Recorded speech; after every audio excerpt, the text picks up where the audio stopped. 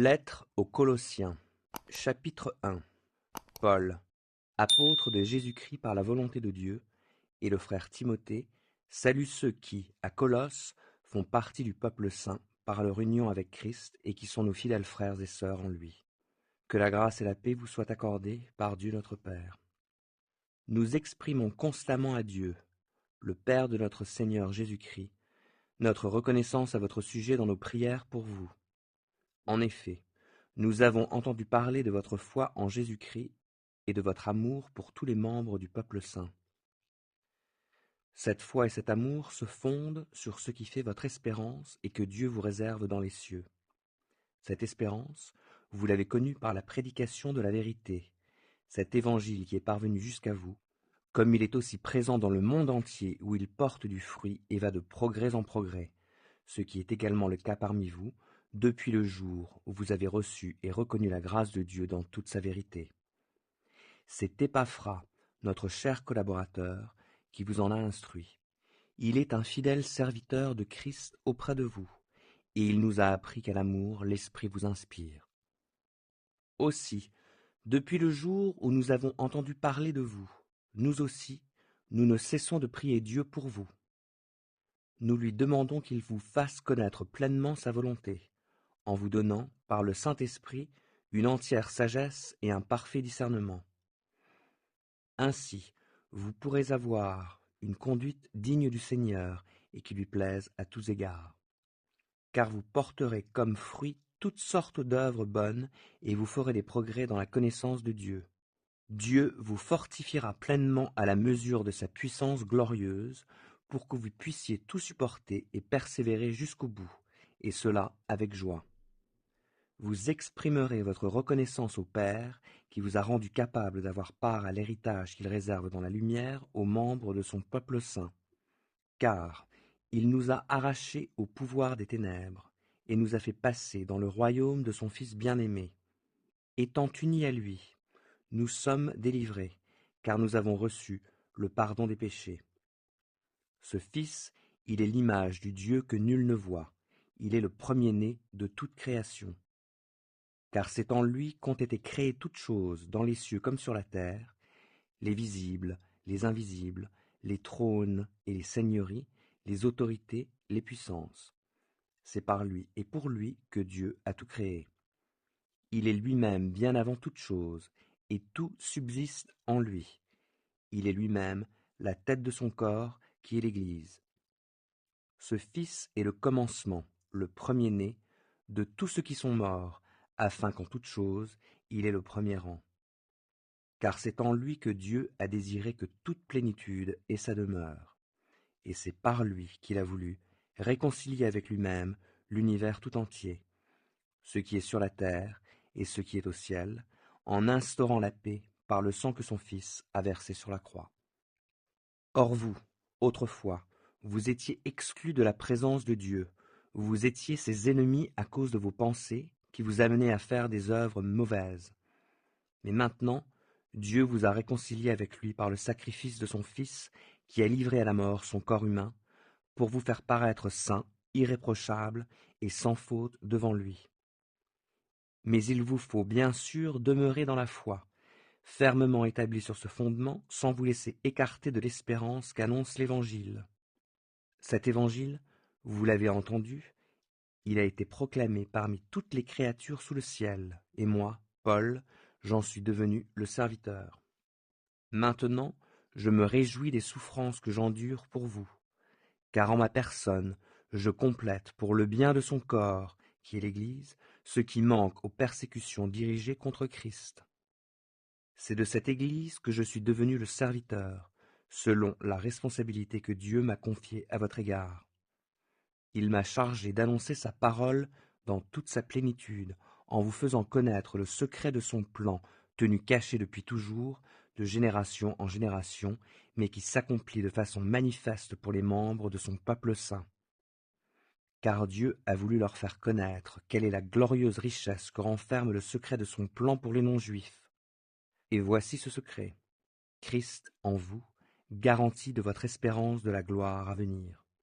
C'est lui, Christ, que nous annonçons, en avertissant et en enseignant tout être humain, en toute sagesse, afin de faire paraître devant Dieu tout homme parvenu à l'état d'adulte dans son union avec Christ. Voilà pourquoi je travaille et je combats par la force de Christ qui agit puissamment en moi. Colossiens 2. Je tiens, en effet, à ce que vous sachiez combien rude est le combat que je livre, pour vous et pour les frères et sœurs qui sont à Laodicée, comme pour tous ceux qui ne m'ont jamais vu personnellement. Je combats pour eux afin qu'ils soient encouragés et que, unis par l'amour, ils accèdent ensemble, en toute sa richesse, à la certitude que donne la compréhension du secret de Dieu et à la pleine connaissance de ce secret, c'est-à-dire de Christ. En lui se trouvent cachés tous les trésors de la sagesse et de la connaissance. J'affirme cela afin que personne ne vous égare par des discours trompeurs. Car même si je suis physiquement absent, je suis avec vous par la pensée, et c'est une joie pour moi de constater l'ordre qui règne parmi vous et la fermeté de votre foi en Christ. Aussi, puisque vous avez reçu Christ Jésus le Seigneur, comportez-vous comme des gens unis à lui. Enracinez-vous en lui, construisez toute votre vie sur lui, et attachez-vous de plus en plus fermement à la foi conforme à ce qu'on vous a enseigné. Agissez ainsi en adressant à Dieu de nombreuses prières de reconnaissance. Veillez à ce que personne ne vous prenne au piège de la recherche d'une sagesse qui n'est que tromperie et illusion, qui se fonde sur des traditions toutes humaines, sur les principes élémentaires qui régissent la vie des gens de ce monde, mais non sur Christ. Car c'est en lui, c'est dans son corps, qu'habite toute la plénitude de ce qui est en Dieu. Et par votre union avec lui, vous êtes pleinement comblés, car il est le chef de toute autorité et de toute puissance. C'est aussi dans l'union avec lui que vous avez été circoncis, non d'une circoncision opérée par les hommes, mais de la circoncision que demande Christ et qui consiste à être dépouillé de ce qui fait l'homme livré à lui-même. Vous avez été ensevelis avec Christ par le baptême, et c'est aussi dans l'union avec lui que vous êtes ressuscités avec lui, par la foi en la puissance de Dieu qui l'a ressuscité des morts. Et vous, qui étiez morts à cause de vos fautes et parce que vous étiez incirconcis, Dieu vous a donné la vie avec Christ. Il nous a pardonné toutes nos fautes, car il a annulé l'acte qui établissait nos manquements à l'égard des commandements. Oui, il l'a effacé, le clouant sur la croix. Là, il a désarmé toute autorité, tout pouvoir, les donnant publiquement en spectacle quand il les a traînés dans son cortège triomphal après sa victoire à la croix. C'est pourquoi ne vous laissez juger par personne à propos de ce que vous mangez ou de ce que vous buvez ou au sujet de l'observance des jours de fête, des nouvelles lunes ou des sabbats.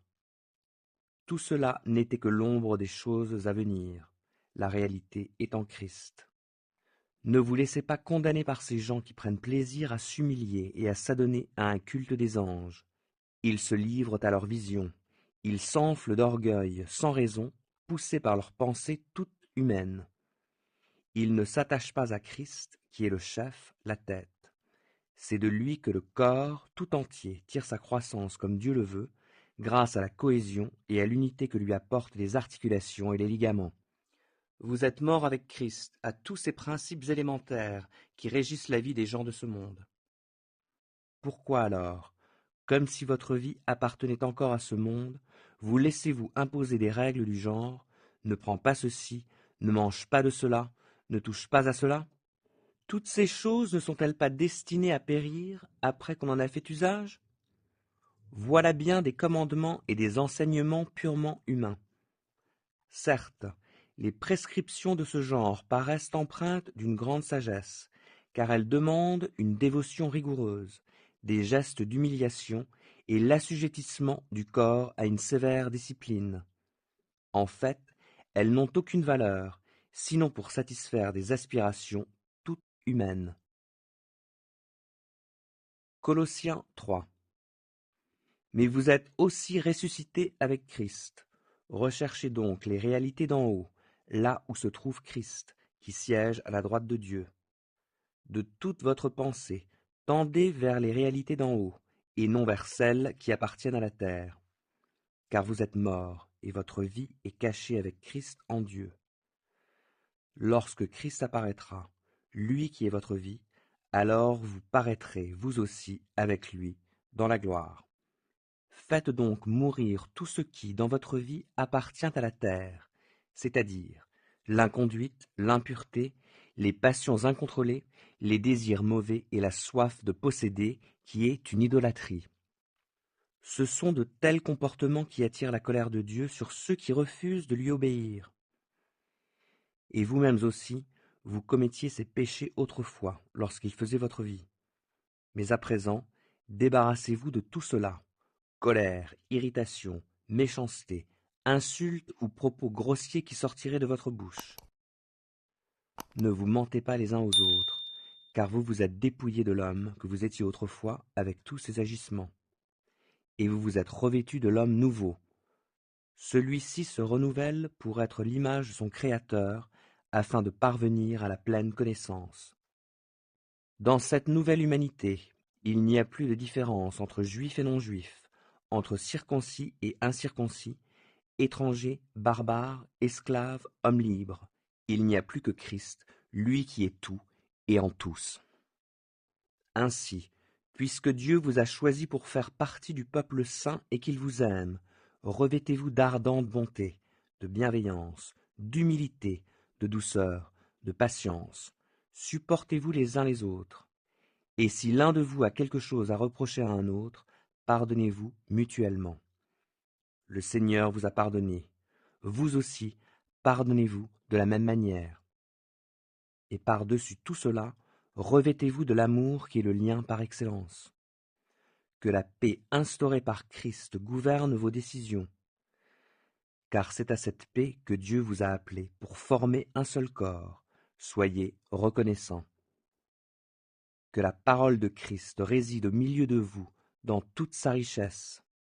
Qu'elle vous inspire une pleine sagesse pour vous instruire et vous avertir les uns les autres, ou pour chanter à Dieu de tout votre cœur des psaumes, des hymnes et des cantiques inspirés par l'Esprit, afin d'exprimer votre reconnaissance à Dieu.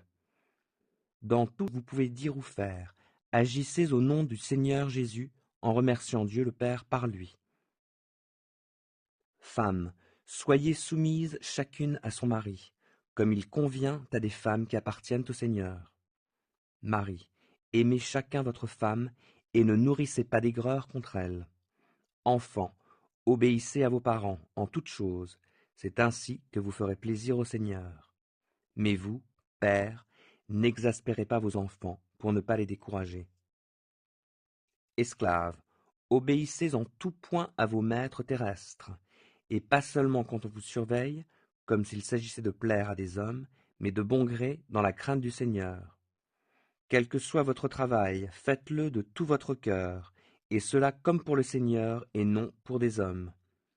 Car vous savez que vous recevrez du Seigneur, comme récompense, l'héritage qu'il réserve au peuple de Dieu. Le maître que vous servez, c'est Christ. Celui qui agit mal recevra, quant à lui, le salaire que méritent ses mauvaises actions, car Dieu ne fait pas de favoritisme. Colossiens 4. Maître, traitez vos serviteurs avec justice et d'une manière équitable, car vous savez que vous avez, vous aussi, un Maître dans le ciel. Persévérez dans la prière, soyez vigilants dans ce domaine et reconnaissants envers Dieu. Lorsque vous priez, intercédez en même temps pour nous, afin que Dieu nous donne des occasions d'annoncer sa parole, de proclamer le secret de son plan qui concerne Christ. C'est à cause de ce message que je suis en prison. Demandez donc à Dieu que, par ma prédication, je puisse faire connaître clairement ce message, comme il est de mon devoir de le faire. Conduisez-vous avec sagesse dans vos relations avec ceux du dehors, en mettant à profit toutes les occasions qui se présentent à vous. Que votre parole soit toujours empreinte de la grâce de Dieu et pleine de saveur pour savoir comment répondre avec à-propos à chacun. Tychique, notre cher frère, qui est un serviteur fidèle et notre collaborateur dans l'œuvre du Seigneur, vous mettra au courant de tout ce qui me concerne. Je l'envoie exprès chez vous, pour qu'il vous donne de mes nouvelles, et qu'ainsi il vous encourage. J'envoie avec lui Onésime, notre cher et fidèle frère, qui est l'un des vôtres. Ils vous mettront au courant de tout ce qui se passe ici. Vous avez les salutations d'Aristarque, mon compagnon de prison, et du cousin de Barnabas, Marc, au sujet duquel vous avez reçu mes instructions. S'il vient vous voir, faites-lui bon accueil. Jésus, encore appelé Justus, vous salue également. Ces hommes sont les seuls croyants d'origine juive qui travaillent avec moi pour le royaume de Dieu. Ils ont été pour moi un encouragement. Épaphras, qui est aussi l'un des vôtres, et un serviteur de Jésus-Christ, vous envoie également ses salutations. Il combat sans cesse pour vous dans ses prières, pour que vous teniez bon, comme des adultes dans la foi, prêts à accomplir pleinement la volonté de Dieu. Je lui rends ce témoignage. Il se dépense beaucoup pour vous, ainsi que pour ceux de Laodicée et de Hiérapolis. Notre cher ami Luc, le médecin, et Déma vous saluent.